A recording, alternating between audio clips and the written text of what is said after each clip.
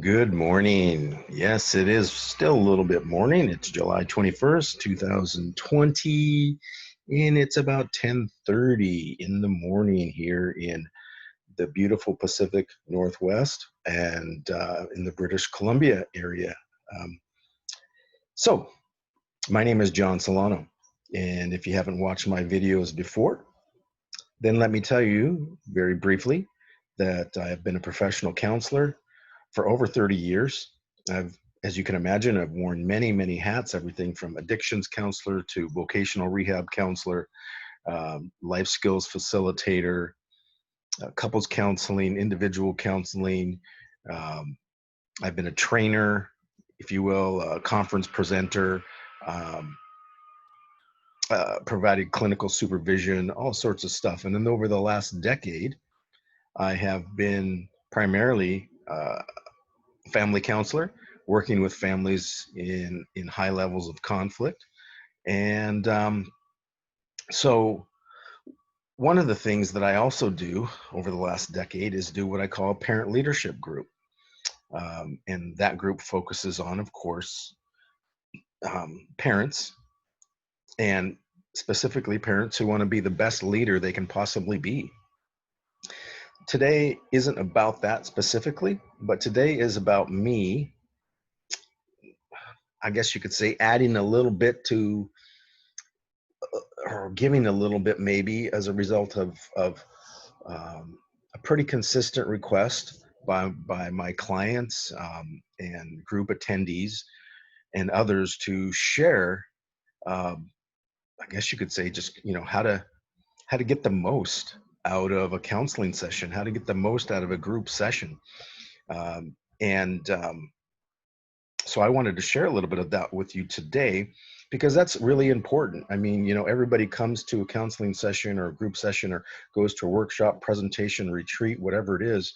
It's an investment on your part, and it would be in your best interest, in our best interest to be uh, ready for that and to get the most out of it that we possibly can, which is really an act of integrity, right? And so, in my current position, it's a brief service. It's a solution focused experience for people. Um, that's the family counseling piece, 3 months long maximum. The group that I facilitate is a drop in group. So people can come to one group or come to as many as you want to come to. But regardless of how many you come to, you'll want to get the most out of it. You're taking time out of your day, out of your lives to invest in yourself as a person of integrity who wants to learn more, etc. So really, a good thing to do would be to kind of check out some things that would help you do that. All right. Now, if you're a counselor or clinician listening to this video, this is old stuff for us, right? I mean, we know that um, for our clients, and families and anybody else to really get any positive kind of impact from the work, is that people have to be ready. There's an old saying that if you're doing more work than your client, then you're out of balance with that. Um, and so maybe there's something in here for you as well that might be helpful. As a clinician, I'm a big believer in doing the front end work, meaning to allow people, participants and clients to know what they're getting into, because this is also my time that is I'm spending with people, and like everybody else, I've got a family and and a partner and everything else, and a home and other activities to tend to. But I want to be there and spend my time with people who are like-minded, who want to grow, and so yeah, there's an issue of integrity on both sides. So let's dive into this. All right.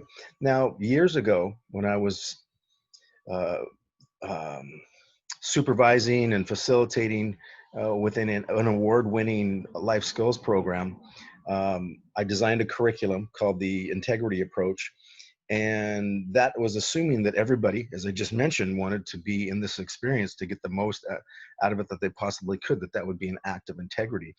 Part of that was to invite, and this was a group for teens, invite young people into a set of kind of guidelines or agreements. And I basically just called it how to get the most out of this session, or how to get the most out of this group. So what I'm about to share with you is applicable across all that, right? So whether you're thinking about going to a workshop or a presentation or a retreat, or you're thinking about some individual counseling or couples counseling or a group experience. So what I'm going to do is I'm going to give you the top 3 things that in my opinion would help you get ready to get the most out of this experience. Um, and then I'll share a few other tips with you really quickly. All right, so I'm going to screen share with you this document that I put together. All right. Now, if you'd like a copy of it, feel free to let me know that, and I will be happy to email it to you. Okay. So here we go. How to get the most out of this session or your sessions. So let's just read this together, because that way you can see kind of the foundation or framework where I'm coming from around this. So most people seek out counseling and coaching because they have identified that there's an area of their life where they feel unsatisfied. And sometimes when a person has found satisfaction, they want to increase their skills as a means of attaining higher and higher levels of satisfaction, not unlike an athlete who wants to continue in coaching to maintain and increase success. So in that paragraph, I'm just basically saying that, why do people seek out coaching? Probably for one or two reasons, or maybe both. One, because people feel unsatisfied with what's going on in their life, or they've attained some level of satisfaction and they want to increase it. They want to maintain it and increase it, okay? So just for the sake of discussion, I'm saying here, it is recommended that you approach your experience, whatever it may be, like an athlete, with the awareness that you are unsatisfied with your current performance and you want to enhance your performance. Not because there's anything wrong with the way you are, although you may feel there is something wrong with the way you are, but because you know within yourself that you're capable of more. And you recognize that the coach can give you access to the tools and insights you need to experience the satisfaction you desire. The coach provides the tools and challenges, but you, the athlete, have to be willing to listen to the coach and participate in the recommended exercises and be coachable. Being coachable will be the number one thing that predicts and controls the results you will have. And this is true in all of life. Imagine for a moment that you were a financial expert and I came to you asking for help. Like, that would be a good thing, right? Because I've identified that I'm not doing well. I found no satisfaction in kind of my own thoughts and my own way of doing things. So I schedule an appointment with you, and you assess my situation and suggest action for me to take. So at our next session, I tell you that I did not follow through on your suggestions, but instead I chose to kind of go back to my own strategies and my own thoughts on the matter. So, although it's my prerogative to do so, I can choose what I want, but for the purposes of achieving more success and satisfaction, I failed. I failed to be coachable. Right? This is kind of the human condition, right? I mean, we do this all the time. We go to doctors, we go to experts, we go, we read self-help books, we, go online and research and all this kind of stuff, and we get some good advice, but we tend to want to default back into, it's like a gravitational pull. We tend to want to fall back into our own thoughts and our own strategies, even though those things have not worked, right? This is kind of like they say the definition of insanity, doing the same thing over and over again and expecting different results. I know that saying has been around for a long time, as well as many other pieces of wisdom that are very similar. But boy, as human beings, we really do that. We really, really do, to a depth that, you know, we would probably not want to know how deep that goes. But I can tell you it's a very interesting journey. If you really want to get into it, look at some of my other videos on entitlement and indulgence, and other things that I've done there, because that's really where the focus of my counseling has been over these years, is helping people get through chronic problems, long-standing issues that haven't responded to traditional counseling. So here's the last paragraph, right? And this is important. So what does it take to be coachable? Well, the answer is be willing. The next question, however, and how does one become willing? Well, here's the answer to that. Keep foremost in your mind that you haven't been able to give yourself access to being satisfied. That's why you sought out the services. The more you accept this fact, the greater your willingness to be coached. And the greater your willingness to be coached, the greater satisfaction you will receive from this course, right? It's a little bit like saying you'll get out of it what you put into it. But people don't put into it unless they really see a need to do that. And you really don't see a need to do that unless you really get real with, your sense of futility, that you're trying and trying and trying, you're just not getting those results. That needs to be foremost in your mind. That needs to, kind of somewhere be on a sticky note or whatever, pinned up in the foremost part of your mind. So it's something that you can reflect on regularly, because the human tendency will try to gravitate back towards that and say, well, it's not that big of a deal. We call those defense mechanisms that start to kick in, and we end up right back in the same place. But here's what I tell everybody. Here's the guarantee. Follow our coaching, follow my coaching, follow the coaching, follow the wisdom advice being given. And I'm not saying that I'm the source of that wisdom, but I can certainly guide people towards it, whether it be out in the community or whether within your own heart, within your own soul. Okay? Follow the coaching, follow the wisdom. Don't follow your own thoughts. I'm going to share with you like a massive secret that most people don't get when they come to counseling or even in life. People come to my parent leadership group all the time, and the first thing they ask me is, John, tell me what I can do. People come to counseling, right? People come to all sorts of different professionals, but I think counseling is one of those professions, if you will, that it's really kind of mysterious, because you're dealing with intangible stuff. It's not like your car breaks down and, you go to a mechanic and say, tell me what I can do. The mechanic's going to say, change your brake pads, or, let's get a thermostat in that radiator or what have you, and that change the water pump. I mean, that's pretty straightforward stuff, right? No, when we're talking about counseling, we're talking about, what psychology stands for, right? It's called the study of the soul. And so that's pretty mysterious, right? In a certain way, where again, you're not dealing with tangible things, and every situation is unique, because every human being, is unique. But here's a trick that people don't know. It's not it's a trick. It's a principle. Again, people come into a session or a group and they say, tell me what I can do. And this is why my response to people is this: you've done too much. You've done too much. People come in, they think they lack something. They think they lack some knowledge. And again, after 30 plus years of counseling, I can tell you that almost 100% of the time, if not 100% of the time, people are their own worst enemy. I mean, think about it. When people are dealing with anxiety, depression, and other things, other sources of misery or fatigue or what have you, I can tell you, it's never what people think it is. It's people really need to get in a little deeper and see that it's not a lack of knowledge that it is the issue. I know you come into the room, you think that you lack something, that you need something, the 3 steps to this or the 5 steps to this, but let me tell you what it is. It's not a lack of knowledge. It's what you think you know. It's what you think you know.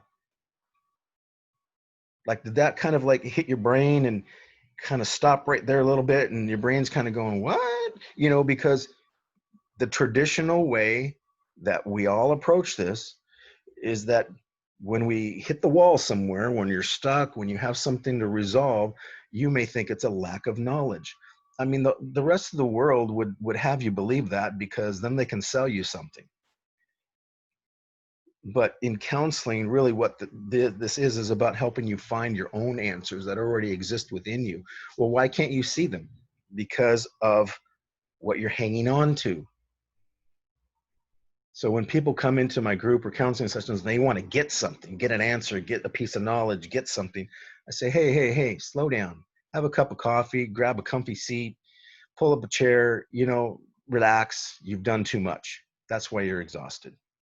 You didn't, I know you think you came in here because you lack something, but let me tell you, your problem isn't the lack of knowledge. It's what you think you already know. That's called a paradox. And paradoxical thinking is always a sign of wisdom and maturity. So you can see I'm a bit passionate about this, but boy, I wish people could get this one. This would so prepare you for your counseling sessions. Because why? Because let me show you the three top pieces of advice that I would give you. All right. Here's how you can increase your results. I was going to say top 5, but I'm going to go with top 3. Okay. Be really ready. Willingness, readiness, and ability are crucial, right? Are you ready? Are you able? Some people are willing, but they're not ready. Some people are ready, but they're not really able to follow through. Those 3 pieces right there. And believe me, this is an area of contention in some of our counseling and some of the discussions that I have with people. But again, from day one, all of us counselors have learned this in Psychology 101, right? You can't help somebody if they don't want to help themselves. I'm a gardener, and it's a beautiful day today. And, one of the positive outcomes of kind of the quarantining that we've all been doing this summer is that I've been able to spend a lot of time in my garden. But I often say, it's like, you don't pick a fruit, like I've got a bunch of tomatoes out there and cucumbers, and hopefully you guys enjoy it too. But you don't pick a vegetable, you don't pick a fruit until it's ripe. And when it's ripe, you can see it, that it's ready, it's ripe, it's full, it's mature. And it just falls off the vine. It just falls off the tree. It's almost like it wants to come into your hand. It's ready. Now, a lot of things create readiness for us as human beings. There's no one thing. I mean, when I think about when I've been ready for change, it's been a configuration of a number of events. I mean, think about your own life history and times where you've made some change. I mean, maybe it's because of physical pain or aches, or maybe it's psychological pain or aches, or maybe it's feedback you're getting from your employer or a spouse or your children or whatever it is. But it's usually a bunch of different things that maybe have been there for a while, but things have just reached a particular time and place where now you're ready. All right. So as I mentioned, how do you get ready? How do you ripen yourself? How do you mature towards a place where you can get the most out of the counseling? Right? Well, keep first and foremost in your mind, remember that you haven't been able to give yourself the satisfaction you're looking for. One of the biggest things that would be helpful for people when they come to a counseling session or come to a group, especially adults.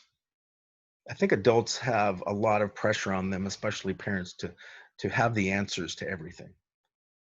But they don't. So they kind of fake it, or they keep trying to force a, square peg into a round hole.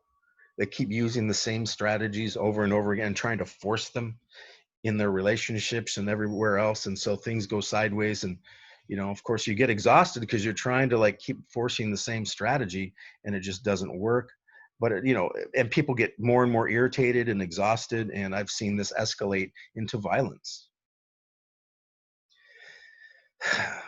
But, better to have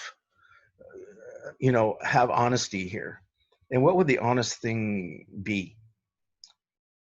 If a person was really honest, what would they say? 3 words. I don't know.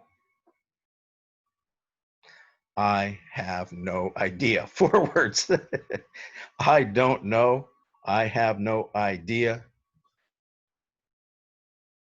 Maybe throw a hum in there. I don't know. Interesting. I don't know. I always say to people, just pull up a lawn chair, would you? And cup of tea or whatever, because you need to park out there. You need to make a home there. Just say I don't know. Have no idea. Interesting. I'm curious. In other words, remain open.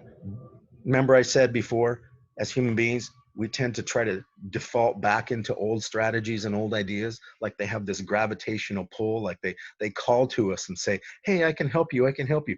Oh, that's a bunch of, you know what? That's not true. That's just going to lead to more pain and suffering. Better you say that I don't know. Again, think about it when it comes to like anxiety and depression. Why is that an issue? And what is the approach? Well, the approach is like a cognitive behavioral therapy. That's kind of the primary way people deal with that. What does that mean? That means look at your thoughts. Challenge your thoughts. Stop certain thoughts. So use thought stopping techniques or challenge your thoughts. But what happens when somebody's anxious or when somebody's depressed is that they're ruminating. They keep moving through the same uh, opinions, the same thoughts, the same ideas, the same what we call narratives, kind of stories in their mind. I guarantee that if somebody who is anxious, including myself, because I've been an anxiety person all of my life, and I've been able to get some success. Um, Other people, who clients who I see are anxious or depressed or angry or whatever it is, exhausted, sense of futility. Why do you feel exhausted or a sense of futility? Well, this is what I think. Okay, what would happen if you just said I don't know? In other words, quit thinking those thoughts. Just stop thinking them. Say I don't know. What would happen? Well, it's kind of like if you keep pouring gasoline on a fire, of course it's going to keep burning. Stop pouring gasoline on the fire. What would happen if you stopped? Well, then the fire would go down, wouldn't it? Your exhaustion, your anxiety, your depression. It's better to not know anything. And that is a very mature thing to do. If you see that what's getting in your way, what's stopping you from getting results is what you think you know, then be willing to not know. Just say, I don't know. There's lots of wisdom teachings around this. So, like I imagine you're probably saying, how do I do that? That's kind of, that's impossible to do, to just not know. Actually, it's not impossible at all. You can train yourself to have that response. All right. So readiness. Okay. I know this video is taking longer than what I thought, but I think it's worth it. Okay. Number 2 and 3 are going to be kind of hand in hand here. Okay. Number 2, do not defend your position. Do not defend your opinion. Do not defend your thoughts on the issue. Why? Because of what I just said. Right? This doesn't mean you can't share your thoughts. Just don't defend them. Be open to the coaching. Otherwise, question why you're in counseling. You see what I'm saying? This big thing that I just said before about the problem is not a lack of knowledge, is what you think you know. So the task really, or a task that would be super helpful, is to see that your own thoughts are your nemesis. It's like getting in your own way. So don't defend them. Don't defend your position. So somebody might say, well, that guy's a real, you know, pain in the ass, right? And whatever. Oh, well, how do you feel? Like, how does that make you feel to think that way? Well, angry, whatever, frustrated. It's like, okay, well, I mean, this person isn't in the room, and this person is kind of like what you're describing happened years ago. So what really is the source of your suffering? Is it what the person did or what you're thinking? And I could say something like that, but then they go back and say, but you know, the guy, and then they start to, again, defend their position, share with me all their rationale, right? It's like a defended position. That's what we do as human beings. Like, we set up little camps in our mind and we defend those little places. And even though those places that we are terrible, but we defend ourselves there. So don't defend your position, remain open. You know, one of the things I tell people about that, you don't, when they're in group or in counseling, is this kind of, is like, you know, I know that maybe where you were, like in your family or in the family that you grew up in or wherever it is, it might have been a bit of a hostile environment. It might have been an unfriendly environment and you had to defend yourself maybe. I'll give you that. But here in the counseling session or in this group, it's like, this is going to be the safest place you're probably ever going to be. You're safe. Like, there's no need to defend yourself. So just breathe and relax. And whatever we discover, whatever you discover, there's no right or wrong, good or bad, you know, fault, blame, shame, guilt. That is not going to be in this environment.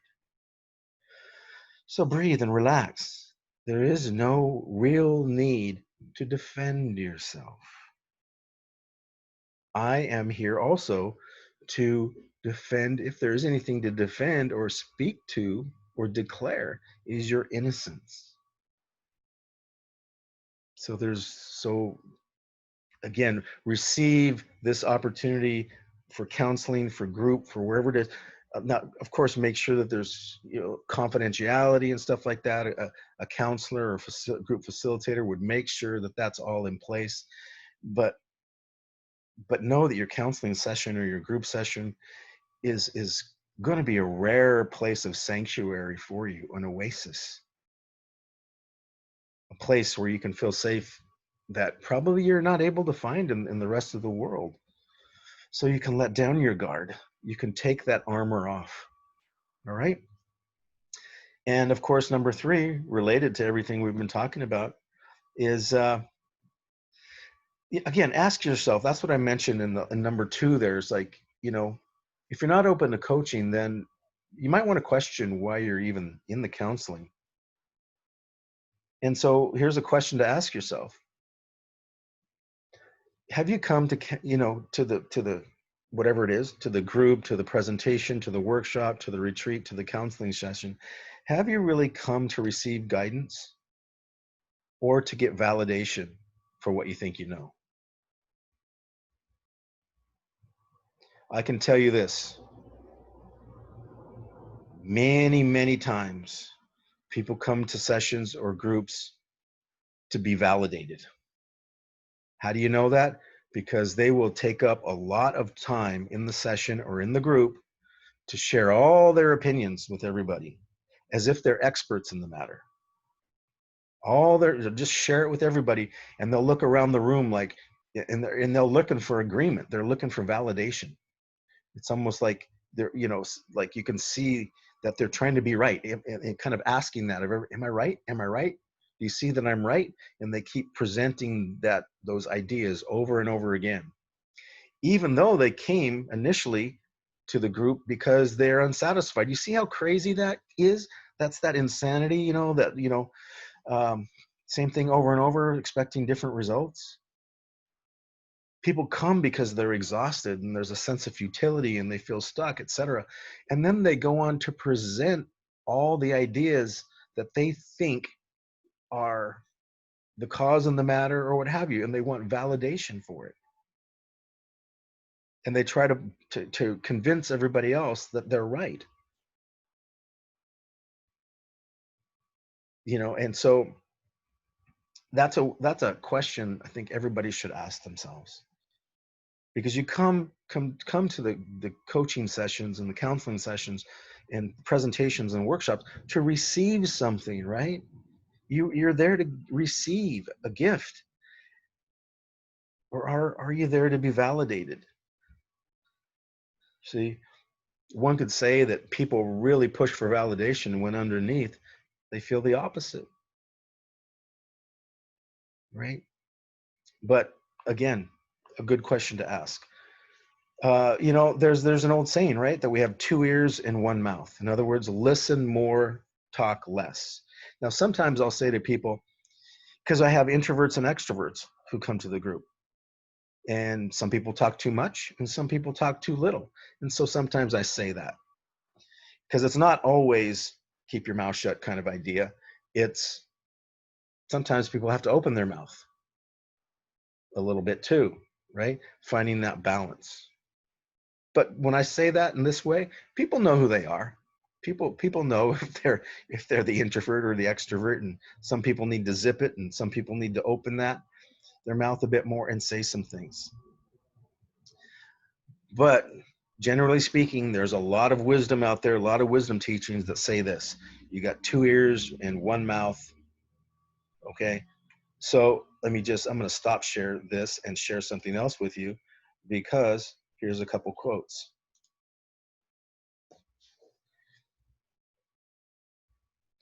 The wise speak when wisdom calls.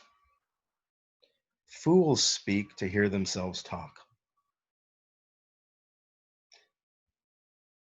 So, you've probably heard this before, right? It's kind of like somebody might say, I was called to talk. I was called to say something.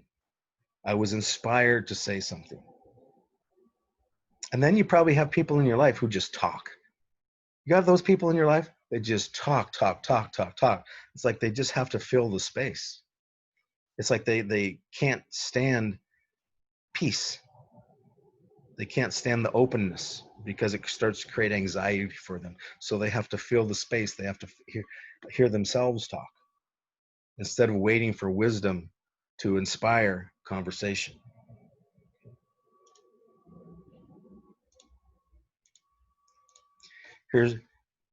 Here's the Dalai Lama on the subject, right? When you talk, you're only repeating what you know. When you listen, you learn something new, right? You see, this is a Buddhist representation here, some words of wisdom. You hear this wisdom from all over the place. But it makes perfect sense, doesn't it, when you just think about it? So, when people are in a group situation or in counseling or something like this, and when they do all the talking, and this happens frequently, where I, may meet with somebody for 1 hour and they'll spend 45 minutes or 50 minutes talking. But this, Dalai Lama is saying something very true and very simple. When we talk, we're only repeating what we already know. But when I listen, that's when I learn something new. All right.